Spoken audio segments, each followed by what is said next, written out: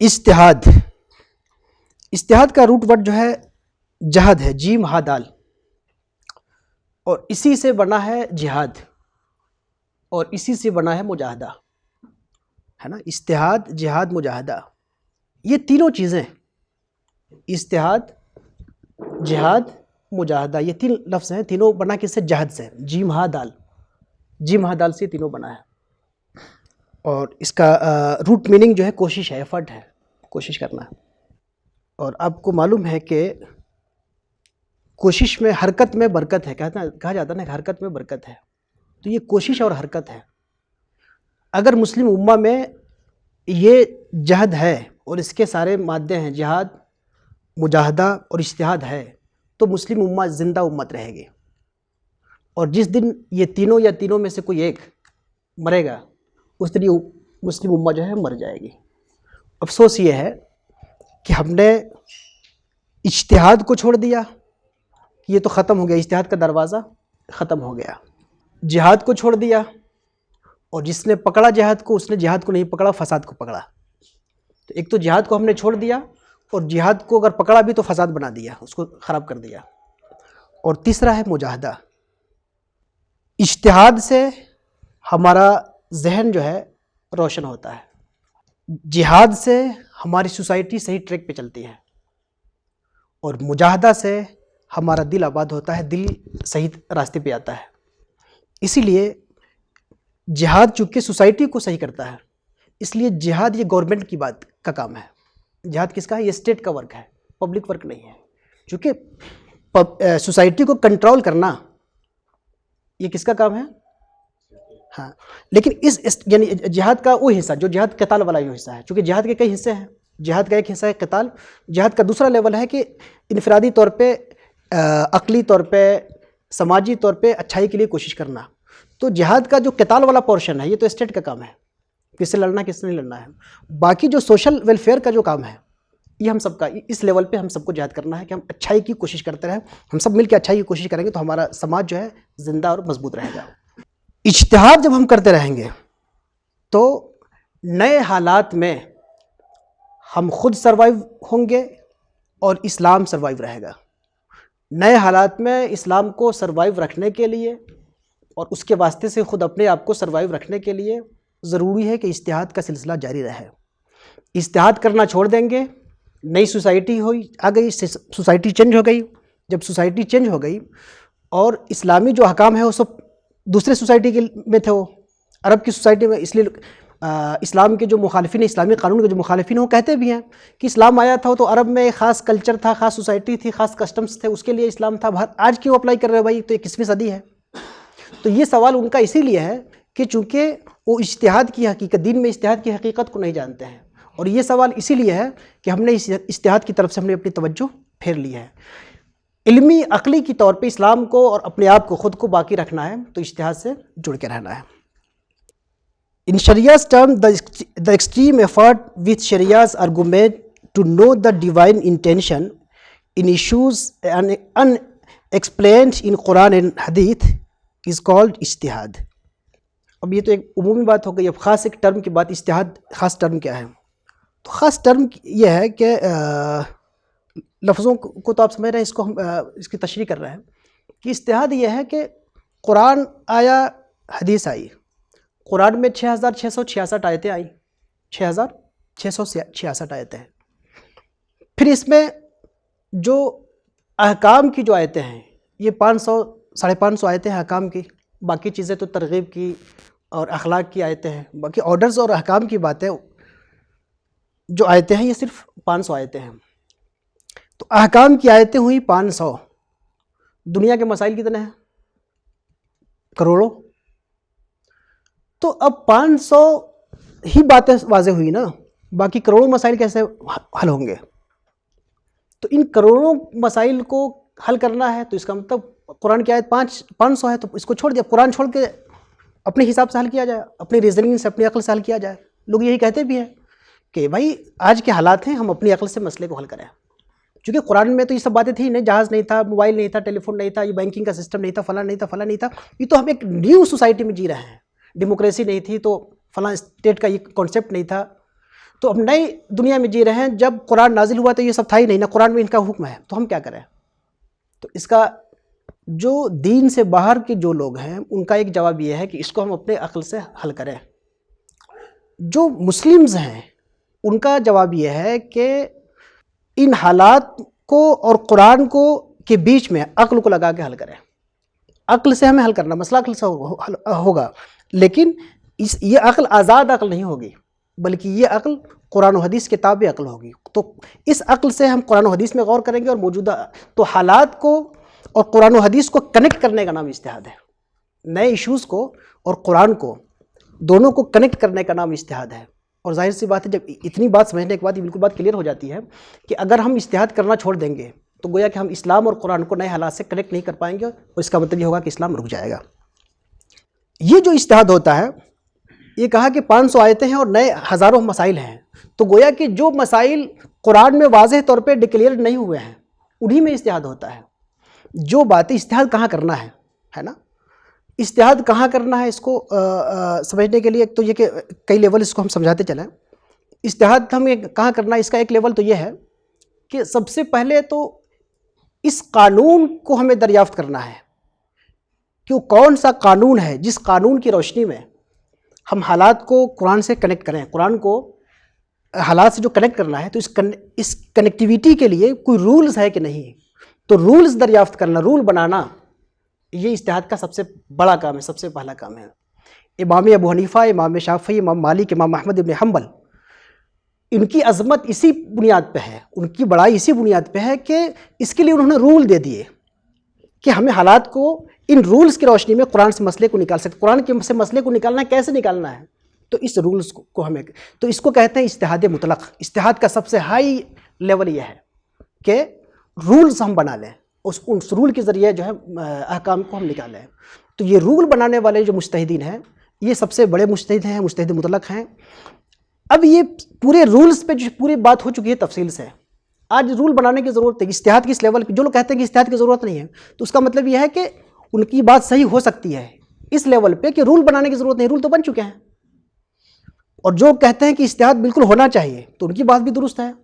ان کا مطلب یہ ہے کہ ان رولز کی روشنی میں آج کے حالات کو کنیکٹ کرتے رہنے کی ضرورت ہے، جوڑتے رہنے کی ضرورت ہے۔ تو اجتہاد کا پہلا لیول ہو گیا۔ دوسرا لیول یہ ہوا کہ قرآن و حدیث کے جو احکام ہیں، واضح احکام ہیں، ان میں کوئی تبدیلی ترمیم نہیں ہونی ہے نا۔ قرآن کے جو احکام ہیں اس میں کوئی تبدیلی نہیں ہونی ہے، لیکن ان کے احکام کے نفاذ کے سلسلے میں اجتہاد ہوگا، ہے نا۔ احکام کے نفاذ کے سلسلے میں اجتہاد ہوگا۔ مثال کے طور پہ حدود کے مسئلے کو لے لیجئے، اسلامک پنشمنٹس کی بات کر لیجئے، تو حدود جو ہیں شریعہ میں وہ تو ہیں، اس میں تو تبدیلی نہیں ہوگی۔ لیکن تبدیلی نہیں ہوگی تو کیا چور کی سزا ہاتھ کاٹنا ہے؟ اپنے واضح طور پہ ہمارے لوگوں میں سے، ویسے یہ تو ناممکن ہے عملی طور پہ، لیکن مان لیجئے کہ کسی نے چوری کر لیا آپ کا 1 لاکھ کا موبائل، تو بہت قیمتی چیز اس نے چوری کی، آپ نے پروف کر لیا، ثبوت دے دیا، گواہ لے کے آ گئے، تو ان کا چور ہونا بالکل قطعی طور پہ ثابت ہو گیا، کوئی شک نہیں۔ 2 گواہ نہیں، 4 گواہ ہے، 4 لوگوں نے دیکھا تھا کہ فلاں صاحب نے موبائل چوری کیا تھا، 1 لاکھ کا موبائل چوری کر کے اپنے بیگ میں رکھا تھا، رکھتے ہوئے بھی دیکھا تھا کھڑکی سے، 4 لوگوں نے گواہی دے دی، صاف ہو گیا نا کہ چور ہیں۔ قرآن میں کیا ہے؟ چور کی سزا ہاتھ کاٹ دینا۔ اب ہم فوراً روم کھولیں، چاقو لائیں، اس کا ہاتھ کاٹ دیں، یہ نہیں کر سکتے آپ۔ حدود کا جو نفاذ ہے، نفاذ کب ہوگا، کیسے ہوگا، کون کرے گا، کس کنڈیشن میں ہوگا، کس کنڈیشن میں نہیں ہوگا، اس پہ اجتہاد ہوگا۔ اس کے بعد تیسرے لیول، اجتہاد کا تیسرا لیول یہ ہے کہ جو نئے مسائل آتے جا رہے ہیں، نئے مسائل میں آپ اجتہاد کریں گے کہ نہیں کریں گے۔ فقہ کے جو 2 حصے ہیں، عبادات اور معاملات، فقہ کے کیا حصے ہیں؟ فقہ میں تو پوری زندگی کے اور سارے قوانین اس میں شامل ہیں، سب کچھ زندگی کی ساری چیزیں شامل ہیں۔ اجتہاد کا دائرہ جو ہے زندگی کے سارے مسائل کو شامل ہے۔ ان سارے مسائل کو ہم 2 حصوں میں بانٹ دیتے ہیں، معاملہ اور عبادہ۔ تو اجتہاد آپ کو کس میں کرنا ہے؟ عبادت میں کرنا ہے کہ معاملات میں کرنا ہے کہ دونوں میں کرنا ہے؟ ظاہر سی بات ہے عبادات میں اجتہاد نہیں ہوگا، عبادات میں اجتہاد نہیں ہوگا۔ عبادات اسی طرح کی جائے گی جس طرح رسول اللہ نے کی، عبادت میں اجتہاد نہیں ہوگا۔ معاملات میں صرف اجتہاد کے ٹاپکس ہیں، عبادت میں اجتہاد نہیں ہوگا۔ اچھا، لیکن عبادت کے سلسلے میں کئی طرح کی حدیثیں ہیں، تو اب اس میں ہم کیا کریں گے؟ اس میں اجتہاد تو ہوگا نا کہ راجح کون ہے، مرجوح کون ہے۔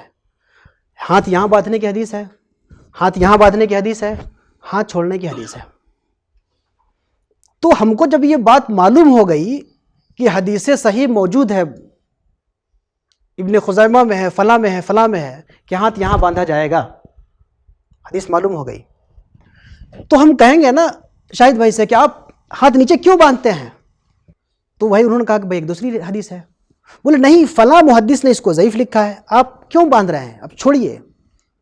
یہ کہیں گے کہ فلاں محدث نے اس حدیث کو صحیح کہا ہے، نہیں اس میں کمزوری ہے، ہم جو کہہ رہے ہیں یہ ہمارے پاس 4 عالم کی کتاب ہے اور دیکھیے یہ 10 حدیثیں 10 روایتیں ہیں، آپ طریقہ چھوڑیے۔ بھائی عبادات میں بھی جو ترجیح والا اجتہاد ہوگا کہ راجح کون ہے، مرجوح ہے، لیکن یہ ترجیح والا اجتہاد ہو چکا، ترجیح والا اجتہاد ہو چکا۔ ہم جتنی ریسرچ کر لیں، آپس میں جتنی لڑ لیں، اور ایک دن کی نہیں، سال بھر اسی پہ ڈیبیٹ کریں کہ ہاتھ کہاں باندھنا ہے، سال بھر کے بعد نتیجہ یہی آئے گا کہ راجح یہ ہے کہ ہاتھ چھوڑنا، یا راجح یہ ہے کہ ہاتھ یہاں باندھنا، یا راجح یہ ہے کہ ہاتھ یہاں باندھنا۔ لیکن یہ کہاں نتیجہ آئے گا کہ 4 لوگوں میں تو شاید نتیجہ آ جائے، لیکن پھر باہر ایک سوال ہوگا کہ نہیں، جو فیصلہ ہوا ہے وہ غلط فیصلہ ہوا، دوسری حدیث زیادہ راجح ہے۔ اچھا چلیے آپ یہیں ہاتھ باندھ لیجئے یا یہیں ہاتھ باندھ لیجئے، فرق کیا پڑا؟ آپ کی عبادت میں فرق کیا پڑا؟ جس سے نہ عبادت میں فرق پڑا اور وہ آلریڈی کام ہو چکا ہے، اس ہوئے کام کو پھر دوبارہ کر رہے ہیں۔ اب ناشتہ انہوں نے منگوا دیا، اس پہ مناظرہ ہو، اس پہ بحث کریں کہ یہ ناشتہ مناسب نہیں ہے، ہم تو دوسرا ناشتہ منگوائیں گے۔ بھائی کھا لو، آگے کی بات کرو، جو بھی ناشتہ میں جو چیز آیا کھا لو، آگے کی بات کرو۔ اب اسی پہ پوری ڈیبیٹ دن بھر ہو رہی ہے کہ ناشتہ میں کیا لینا ہے کیا نہیں لینا ہے۔ ناشتے میں جو بھی لینا ہے وہ ساری چیزیں واضح ہیں، اور جو ناشتے کی جائز چیزیں ہیں واضح ہیں، لوگوں کی پسند ناپسند واضح ہیں، لوگ اپنی پسند کے اعتبار سے ناشتے میں جو لے ان کو لینے دیجیے، اس پہ ڈیبیٹ مت کریے۔ ہم ان ایشوز پہ لڑ رہے ہیں جو امت کے ایشوز نہیں ہیں، اور اس پہ ہم کچھ نیا کر نہیں سکتے، ہے نا؟ تو کچھ اس کو ہمیں ترک کر دینا چاہیے۔ اس میں کیا ہوتا ہے کہ حدیث مل گئی ہے ہمیں، امام ابو حنیفہ نے کہا کہ حدیث اگر ہماری رائے کے خلاف مل جائے تو ہماری رائے چھوڑ دینا، اور ہم نے آج ہی کتاب پڑھی ہے کہ اس میں حدیث مل گئی ہے۔ دلیل فقیہ کی رائے نہیں ماننی ہے، دلیل کو ماننا ہے۔ دلیل کیا ہے؟ کتاب و سنت، اور جب دلیل کتاب و سنت ہمیں دلیل مل گئی، اب ہم کسی فقیہ کی رائے کیوں مانیں؟ عام سوال۔ دیکھیے ایک حدیث تلاش کرنا یہ دلیل تلاش کرنا نہیں ہے۔ ایک حدیث تلاش کر کے لے کے آنا، قرآن کی ایک آیت لے کے آنا، آپ جو خوش ہو گئے کہ ہم دلیل لے کے آ گئے، یہ دلیل نہیں ہے۔ دلیل ہوتی ہے ایک حدیث لے کے آئے، اس حدیث کی پوری سند پہ آپ کی ریسرچ ہو، اس حدیث کی اوپر جو جتنے جروحات ہیں، جرح کیا گیا، نقد کیا گیا، اس پورے نقد کا آپ کو علم ہو، اس حدیث کے اپوزٹ جو حدیث ہے اس کی کتنی سندیں ہیں اس کی پوری آپ کی تحقیق ہو، دونوں میں مقارنہ اور کمپریزن آپ مطلب انتہائی حد تک کر چکے ہوں، اور اس پر پوری کوشش کرنے کے بعد اب آپ کا دل مطمئن ہو چکا ہے، اس کو کہتے ہیں دلیل۔ دلیل کا مطلب یہ نہیں کہ ہم نے بھی ایک کتاب میں حدیث پڑھی ہے، یہ دلیل نہیں ہے نا۔ دلیل کا مطلب یہ ہے کہ مثال کے طور پہ کسی کا مرڈر ہو گیا اور آپ نے جج کے سامنے گواہی دی کہ جج صاحب ہم نے قتل کرتے ہوئے دیکھا، ان کو، انہوں نے قتل کیا ہے ہم نے دیکھا ہے، یہ دلیل ہے، ان کو پھانسی پہ چڑھا دیجئے۔ جج پھانسی پہ نہیں چڑھائے گا، جرح کرے گا۔ اس کے خلاف اب یہ صاحب کھڑے ہو گئے کہ یہ گواہی دے رہے ہیں کہ ہم نے خود دیکھا ہے، اور میں نے ان کو دیکھا ہے کہ جب قتل ہو رہا تھا اس دن تو یہ ہمارے ساتھ دلی میں گھوم رہے تھے۔ تو صرف دلیل نہیں، اس کے جو سائڈ، اس کے اپوزٹ جو پوزیشنز ہیں سب کو کلیئر کرنے کے بعد، اور فائنل میں ڈیسیزن ہوتا ہے، اور فائنل میں جو ڈیسیزن ہوتا ہے اس ڈیسیزن کا مطلب کیا ہوتا ہے؟ علماء لکھتے ہیں ھذا ما عندی، یہ میرے فہم کے اعتبار سے یہ راجح ہے، میری تحقیق یہ ہو گئی آج سے، پوری تحقیق کرنے کے بعد جو تحقیق کا حق ہے کہ یہاں ہاتھ باندھنا چاہیے، تحقیق ہوئی، لیکن اس کا مطلب یہ ہوا کہ یہ ہمارے نزدیک ترجیح ہوئی، ہو سکتا ہے کہ شاہد بھائی کی ترجیح اسی پہ ہو کہ ہاتھ یہاں باندھنا چاہیے، لہٰذا ہم تو یہاں ہاتھ باندھیں گے لیکن ان سے ہم نہیں لڑیں گے۔ اور اس کے علاوہ یہ کہ یہ جو مسئلے ہیں یہ کس کے ہیں؟ مستحب کے مسئلے ہیں۔ مستحب میں ہم اتنے لڑے پڑے جا رہے ہیں۔ ولا تفرقوا، تفریق مت پیدا کرو، امت میں وحدت یہ فرض ہے، قرآن کا صریح حکم ہے کہ امت میں وحدت قائم کرو، تو وحدت قائم کرنا فرض ہے، تفریق پیدا کرنا حرام ہے، ولا تفرقوا، تفریق پیدا مت کرو، یہ کرنا حرام ہے، اور ہاتھ یہاں باندھنا یہاں باندھنا کی جو لڑائی ہے کس بات کی ہے؟ مستحب کی ہے۔ مستحب کے چکر میں ہم کنٹینیو حرام کام کرتے جا رہے ہیں۔ اجتہاد ریزن اینڈ ریویلیشن کا کہ مجموعے کا نام ہے، اور یہ مسلم امت کا، مسلمانوں کے فخر کی جو چیزیں ہیں جس پہ ہم فخر کر سکتے ہیں، فخر کے علوم میں سے، فخر کی مسلمانوں کی بڑی خدمات میں سے ایک خدمت ہے اجتہاد۔ یہ ایسی قوم ہے کہ جو ایک ساتھ قرآن پہ عمل کرتی ہے، ریویلیشن پہ، وحی پہ عمل کرتی ہے، اور ایک ساتھ عقل پہ عمل کرتی ہے۔ دوسری قومیں یا تو صرف اپنی دھارمک گرنتھوں پہ عمل کرتی ہے، عقل کو لاک کر دیا ہے، یا دوسری قومیں اپنی گرنتھوں کو چھوڑ کر کے صرف عقل پہ ڈیپینڈ ہے۔ یہ مسلمانوں کا فخر ہے، یہ شان ہے۔ ہمیں اپنی چیزوں پہ، ہماری جو روایت ہے اس پہ کبھی شرمندگی نہیں کرنی چاہیے۔ شرمندگی تو ہمیں وہاں پہ کرنی چاہیے کہ ہمارے جو ایکشن، جو غلط ڈائریکشن میں جو ایکشن ہو رہا ہے اس پہ شرمندگی کرنی چاہیے، ورنہ یہ ہماری عظمت کی چیز ہے۔ یہ ایسا علم ہے، یہ علم اجتہاد، علم حدیث، یہ ایسے علوم ہیں کہ پوری دنیا میں کسی کے پاس ایسا علم نہیں ہے نا؟ تو اس پہ تو ہماری عظمت ہے، اس پہ کسی شرمندگی کی ضرورت نہیں ہے۔ اجتہاد سے ہم قانون بناتے نہیں ہیں، اجتہاد سے ہم لا میکر نہیں ہیں۔ ہمارا لا میکر اللہ ہے، ہمارے لا میکر رسول اللہ ہے۔ اجتہاد کے ذریعے ہم قانون بناتے نہیں ہیں، قانون کو سمجھتے ہیں، قانون کو سمجھتے ہیں۔ اسی لیے کہا جاتا ہے کہ اگر ان کے اجتہاد سے یہ اختلاف کر رہے ہیں تو ان کو گالی مت دو، چونکہ نہ وہ لا میکر ہیں نہ یہ لا میکر ہیں، یہ لا کو سمجھنے والے ہیں، اور سمجھ میں دونوں کی خطا ہو سکتی ہے۔ تو اجتہاد understanding of law of religion ہے نا، making of law of religion نہیں ہے۔ یہ شریعت کو ہم بناتے نہیں ہیں، شریعت کو ہم سمجھتے ہیں، اسی لیے اجتہاد میں سمجھ میں خطا ہوتی ہے، اس میں اختلاف ہوتا ہے۔ تو اجتہاد کی اگر ہم حقیقت سمجھ لیں تو اجتہادی رائے میں جو ڈفرینسز ہوتے ہیں اس کی بنیاد پہ ہم لڑنا چھوڑ دیں گے۔ ہمیں لڑنا نہیں ہے، ڈفرینسز کرنا ہے، اختلاف کرنا ہے۔ ولا تختلفوا نہیں کہا گیا، ولا تفرقوا کہا گیا، فرقہ نہیں بننا ہے۔ اختلاف رائے جہاں پہ ہو، دلیل کی بنیاد پہ اختلاف رائے کرنا ہے، اور اختلاف رائے کی بنیاد پہ ہمیں لڑنا نہیں ہے۔ تو یا تو ہم اس بات کے قائل ہیں کہ اختلاف ہی نہ ہو، اختلاف مٹ جائے گا تو یہ امت مٹ جائے گی۔ جب دو اوپینین نہیں ہوں گے، ایک ہی اوپینین جب ہوں گے تو آگے کا معاملہ کیسے حل ہوگا؟ آپ کو عرض کریں کہ عرب کنٹریز میں جو ہے، جو شوافے عام طور پہ زیادہ، ایجپٹ وغیرہ میں شوافے زیادہ ہیں، شافعی زیادہ ہیں، لیکن معاملات میں سب حنفی بنتے چلے جا رہے ہیں۔ عبادات میں تو نقد کرتے ہیں حنفیوں پہ، وہ چلتا رہتا ہے، ٹھیک ہے، دلیل کی بات ہے، لیکن معاملہ جو لا ہے، خاص طور پہ جو سول لا ہے، کرمنل لا ہے، اس میں وہ سب حنفی بنتے چلے جا رہے ہیں۔ ارتداد کے حوالے سے، گستاخ رسول کے حوالے سے، یہ مستقل ٹاپک، اس پہ ہم بات نہیں کریں گے، لیکن یہ بات بتا دیں کہ ان معاملات میں وہ سب امام ابو حنیفہ اور ان کے شاگردوں کی باتوں کی طرف چلے آ رہے ہیں۔ اگر ان کے پاس صرف امام شافعی ہوتے، امام ابو حنیفہ نہیں ہوتے، تو ان کے لیے راستے کیسے کھلتے؟ یا اختلاف ائمہ کو نفرت کی بنیاد پہ لیا جاتا تو آج بھی وہ نفرت کرتے، جس طرح ہم کہتے ہیں کہ ہم نفرت کرتے ہیں، ہے نا؟ پورا عرب ورلڈ، ظاہر سی بات ہے، عرب ورلڈ بھی یا انڈین جو علاقہ ہے، یہ بھی دو حصوں میں بٹا ہوا ہے، یعنی اہل سنہ جو ہے کہ جو دعوے دار ہیں وہ دو حصوں میں بٹے ہوئے ہیں، سلفی اور صوفی۔ ازہر کا اور ایجپٹ کا جو حصہ ہے یہ صوفی سنیوں کا ہے۔ صوفی جو سنی ہیں، صوفی سنی اسکالرز جو ہیں، یہ پوری زندگی گزار دیتے ہیں شیخ ابن تیمیہ کا رد کرتے ہوئے۔ شیخ ابن تیمیہ کی باتوں سے بہت ساری باتیں ہیں، یہ تو ایک مستقل ٹاپک ہے، اس بات نہیں کریں گے، لیکن بہرحال اس سے صوفی ایگری نہیں کرتے۔ شیخ ابن تیمیہ کی باتوں سے بہت ساری باتیں ہیں، اس سے ہم ایگری نہیں کر سکتے، مجھے خود ایگریمنٹ نہیں ہے اس سے، ٹھیک ہے، کسی کو پرابلم ہے، لیکن میں ایگری نہیں کر سکتا تو نہیں کر سکتا ہے، اس میں آپ کو کسی کو برا بھی نہیں ماننا چاہیے۔ تو یہ سارے حضرات جو ہے ابن تیمیہ کا رد کرتے رہتے ہیں۔ شیخ ابن تیمیہ نے آج سے 700 سال پہلے یہ رائے رکھی کہ 3 طلاق 1 طلاق ہوتی ہے۔ 4 مذہب جو ہمارے تھے، حنفی، شافعی، مالکی، حنبلی، یہ چاروں متفق کس پہ تھے کہ 3 طلاق ایک وقت میں ہو تو 3 طلاق ہی ہوتی ہے۔ شیخ ابن تیمیہ نے کہا کہ 3 طلاق ایک وقت میں ہو تو ایک ہی ہوگی، ہمارے پاس دلیل ہے، انہوں نے دلیل کسی سے بات کی، اپنی بات رکھی، پوری امت نے ان کو ریجیکٹ کر دیا، پوری امت نے ریجیکٹ کر دیا کہ سب سے الگ جا رہا ہے، گمراہ، فلاں فلاں فلاں۔ آج 700 سال کے بعد ابن تیمیہ کے جتنے ناقدین ہیں عرب ورلڈ میں، سب نے اس رائے کو قبول کر لیا۔ تو اگر یہ ڈفرینسز نہیں ہوتے، ایک ہی رائے ہوتی، تو نئے حالات میں گنجائشیں کیسے پیدا ہوتی؟ دین میں سماحت جو ہے، دین میں جو گنجائش ہے، گنجائش کیسے پیدا ہوتی؟ تو یہ اختلاف رائے بہت اچھی چیز ہے، اس سے گنجائشیں پیدا ہوتی ہیں، آسانیاں پیدا ہوتی ہیں۔ آبجیکٹیوز آف شریعہ پہ ہم بات ختم کرتے ہیں۔ مقاصد شریعہ جو ہے، مسلم فقہا نے جو علم فقہ ہے اس کے بہت سارے ٹاپکس ہیں، بہت سارے پہلو ہیں۔ یعنی فقہ ایک علم ہے، اس علم میں بہت سارے اس کے جو ہے ضمنی علم ہے کہ بہت سارے علوم اس کے اندر، بہت سارے سائنسز اس کے اندر میں ہیں۔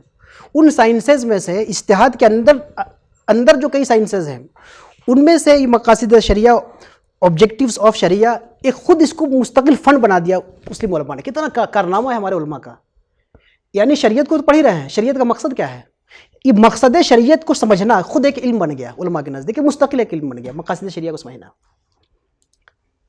سارے احکام ہیں، ساری شریعت کی باتیں ہیں، کیوں ہے؟ اس میں کامن چیز کیا ہے؟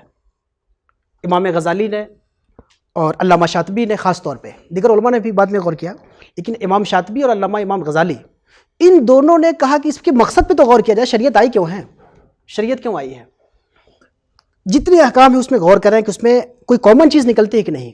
تو سارے شریعت کے جتنے آرڈرز ہیں ان ساری چیزوں میں انہوں نے 5 چیزیں کامن نکال لی کہ شریعت جہاں بھی ہے، جتنے قانون ہیں شریعت کا، اس کا جو ہے کچھ نہ کچھ مقصد ہے، اور وہ مقصد، ان تمام مقصد کو موٹے طور پہ ہم 5 حصوں میں بانٹ سکتے ہیں۔ رائٹ آف لائف، زندگی کی حفاظت، شریعت اس لیے آئی ہے کہ لوگوں کی جانیں بچائی جائیں۔ غیر مسلموں کو قتل کرنا، جو ثواب کا جو یہ جذبہ جو پیدا ہو گیا کہ غیر مسلموں کو گلا مار دینا یہ ثواب ہے، اس کا مطلب یہ ہے کہ جو بات یہ کہہ رہا ہے وہ مقاصد شریعہ نہیں جان رہا ہے۔ شریعت جانیں بچانے آئی ہے، جان گنوانے نہیں آئی ہے۔ شریعت کے مقاصد میں سے بنیادی چیز ہے کہ ہم لوگوں کی جان کو بچائیں، لوگ مسلمانوں کی نہیں، انسانوں کی جان بچانے کے لیے شریعہ آیا ہے۔ اب آپ کہیں گے کہ پھر آپ جہاد کیوں کرتے ہیں؟ اس میں تو لوگوں کی جانیں تو جاتی ہیں، گردن تو کٹتی ہے۔ تو دراصل جہاد میں جو جانیں لوگوں کی گئی ہیں یا جاتی ہیں، اس میں مقصد زیادہ لوگوں کی جانیں کو بچانا ہوتا ہے۔ اب ہمارا ملک ہے، پاکستان اٹیک کر رہا ہے، اب ملک کے لاکھوں لوگ مارے جائیں گے، تو لاکھوں لوگوں کو بچانے کے لیے ہمارے 2-4 فوجی اپنی جان کی قربانی دیتے ہیں۔ تو جہاد میں جو جان جاتی ہے تو اس میں مقصد جان کو مارنا نہیں ہے، جان کو بچانا وہاں بھی یہ شامل ہے۔ جان کو بچانے کے لیے کچھ جانوں کو قربان کرنا پڑتا ہے نا۔ اسی لیے ان کو ہندوستان میں بھی بتائیے، جو عربی اور اسلامک جو ٹرم ہے شہید، تو ہمارے ہندوستان میں بھی اس کا استعمال کیا جاتا ہے کہ شہید ہیں، یعنی اپنے دیش کی حفاظت، ملک کی حفاظت کے لیے اپنی جان کا نذرانہ پیش کیا۔ تو جہاد میں جو کا مقصد جان لینا نہیں ہے، وہاں بھی جان کی حفاظت ہی اوپر مقصد ہے۔ جان لینا یہ شریعت کا مقصد نہیں ہے، جان کو بچانا شریعت کا مقصد ہے۔ دوسرا مقصد ہے right of religion. Right of religion یہ کتنی بڑی بات ہے، دین کا حق۔ اور دین کا حق کا مطلب یہ نہیں کہ آپ کو نماز پڑھنے کی آزادی ملے۔ دین کی آزادی کا مطلب یہ ہے کہ ہر انسان کو اپنی چوائس کے مطابق اپنے مذہب پہ عمل کرنے کا حق، ہر آدمی کو اپنی چوائس کے مطابق مذہب پہ عمل کرنے کا حق۔ لا اکراہ فی الدین ایک اسلامی مذہبی ٹیکسٹ ہو سکتا ہے، اس کے علاوہ کہیں پہ مذہبی ٹیکسٹ نہیں ہے کہ لا اکراہ فی الدین، ہے نا۔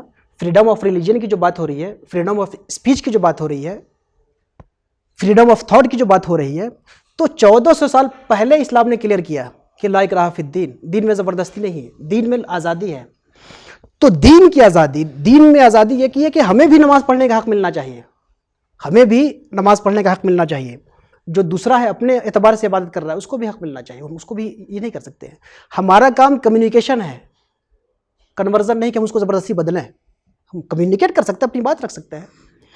تو رائٹ آف ریلیجن، دین کا حق، یہ پوری انسانیت کو ملنا چاہیے، زبردستی دین کو تھوپا نہیں جائے گا۔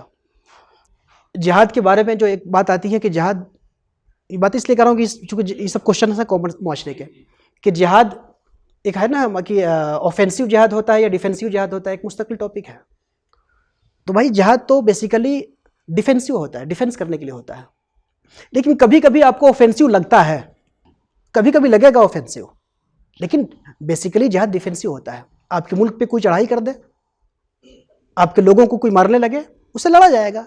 اور یہ کوئی اسلامک فلسفی نہیں ہے، یہ ہیومن فلسفی ہے، ہیومن فلسفی ہے، یہ اسلامک فلسفی نہیں کہ ہمارے اوپر کوئی لڑنے آئے گا تو ہم اپنی جان بچائیں گے، ہے نا۔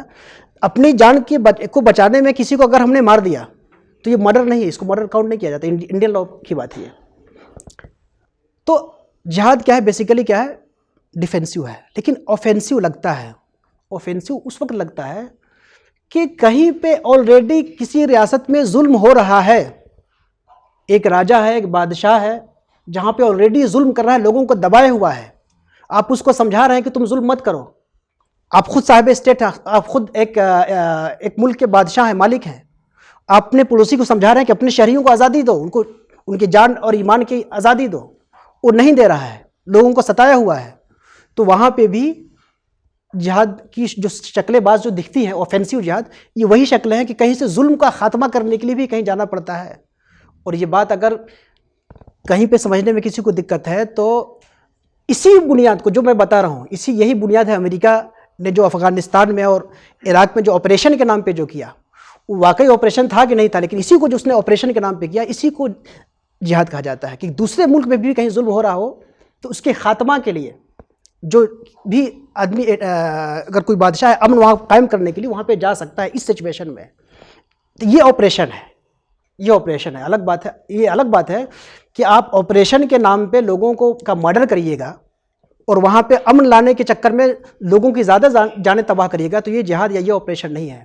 اسی طرح جس طرح جہاد کے نام پہ فساد یہ غلط ہے، اسی طرح آپریشن کے نام پہ جو کلنگ جو ہے، ماس کلنگ جو ہے، یہ غلط ہے۔ لیکن بہرحال یہ ایک شکل ہے جس کو بعض دفعہ لوگ بنیاد بنا کے اوفینسو جہاد کی بات کرتے ہیں اور آپ کو غلط فہمی میں ڈالنے کی کوشش کرتے ہیں۔ تو یہاں پہ پتہ ہونا چاہیے کہ یہ اوفینس نہیں ہے، یہ ڈیفینس ہے، کچھ لوگوں کی جانوں کو بچانا ہے۔ رائٹ آف پراپرٹی، اپنے پراپرٹی کی ملکیت کا حق، جو بھی کسی غیر مسلم سے کسی مسلم سے آپ ملکیت کا حق نہیں چھین سکتے۔ مال کی حفاظت ضروری ہے، شریعہ کے جتنے احکام ہیں اس لیے ہیں تاکہ آپ کی مال حفاظت، مال بہت قیمتی چیز ہے، بہت عظیم چیز ہے، یہی مال ہے جس سے آپ دنیا خریدتے ہیں اور یہی مال ہے کہ بسا اوقات آپ سے آخرت خریدتے ہیں۔ تو مال تو ایک ایسی چیز ہے جس سے دنیا اور آخرت دونوں میں خریداری کرتے ہیں آپ، تو یہ بری چیز کیسے ہو سکتی ہے؟ مال تو برا اس وقت ہوتا ہے جب مال کی وجہ سے آپ آخرت کو برباد کریں، آخرت کو اگر آباد کریں، دنیا کو بھی برباد کریں تو بھی مال بری چیز ہے، لیکن مال سے اگر دنیا خرید رہے ہیں اور آخرت خرید رہے ہیں تو بہت اچھی چیز ہے۔ اور ہر آدمی کو حق ہے کہ اپنے مال کا مالک ہو، اپنے مال کی حفاظت کرے، اپنے مال کو آگے بڑھائے۔ اسی طرح رائٹ ٹو انٹلیکٹ، عقل کی حفاظت، شراب اور وغیرہ کے جو جتنے حکام ہیں ہے نا، اس میں عقل کی حفاظت ہے، یا اور بھی بہت ساری چیزیں ہیں۔ تو عقل کی حفاظت ہے نا، اگر کہیں پہ پاگل پنا بن رہا ہے، لوگوں کمزور بچے پیدا ہو رہے ہیں، ذہنی طور پہ کمزور بچہ پیدا ہو رہا ہے، اس کی کوئی کاز ہے، اس کاز کو تلاش کر کے اس کا علاج کرنا، یہ مسلمانوں کی ذمہ داری، ہماری ذمہ داری ہے کہ ہمارے بچے کمزور ذہن کے پیدا نہ ہو، یا کسی کے بھی بچے کمزور ذہن کے پیدا نہ ہو، یا کوئی ایسی چیز نشہ یا کوئی ایسی چیز استعمال نہ کرے جس سے ان کی دماغ افیکٹڈ ہو یا اس سے ان کی صحت افیکٹڈ ہو۔ اسی طرح رائٹ ٹو فیملی، اپنی پریوار، اپنی نسل کی حفاظت، یہ بھی جو ہے شریعہ کے مقاصد میں سے ہیں۔ یہ جو 5 مقاصد ہیں، ان 5 مقاصد میں جو ان 5 مقاصد کو بھی آپ ایک میں سمیٹ سکتے ہیں۔ مقاصد آف شریعہ جو ہے کیا ہے؟ 5۔ ان 5 کو ایک میں سمیٹ سکتے ہیں کہ رائٹ ٹو ریلیجن، دین کا حق۔ دین کہتے ہی اس کو ہے کہ لوگوں کی ہر طرح امن و امان قائم کرے، ظاہر میں بھی امان قائم کرے، باطن میں بھی امان قائم کرے، اسی کا نام دین ہے۔ اگر یہ ہے امن قائم ہو رہا ہے اندر اور باہر تو دین ہے، اور دین کے نام پہ کوئی بھی چیز آ جائے، چاہے اسلام کے نام پہ کوئی آ جائے، جس سے اندر یا باہر امان غلط ہو رہا ہے، تو اس کا مطلب یہ ہے کہ وہ دین نہیں ہے۔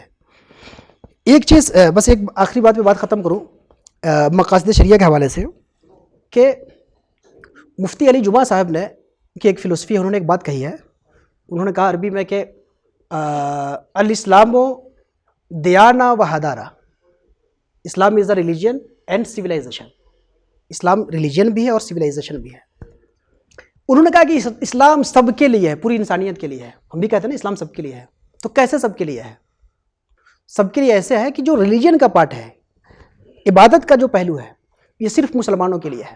اسلام کا جو پہلو عبادت والا ہے وہ صرف مسلمانوں کے لیے ہے، آپ مسلمانوں میں تبلیغ کرائیے۔ لیکن سویلائزیشنل اور سول جو رائٹس ہیں یہ پوری انسانیت کے لیے ہے، اسلام کی ذمہ داری ہے، اور جو اسلام کا داعی ہے، اسلام کا مبلغ ہے، اسلام کا حاکم ہے، اس کی ذمہ داری ہے کہ سویلائزیشن کو ترقی دے اور سول رائٹ کی حفاظت کرے، لوگوں کو پرامن شہری بنائے۔ اس طرح سب لوگ اسلام کے چھتر سائے میں ہیں۔ اسی پہ میں اپنی بات ختم کرتا ہوں۔ وما توفیق الا باللہ۔ السلام علیکم ورحمۃ اللہ وبرکاتہ۔ ہیں.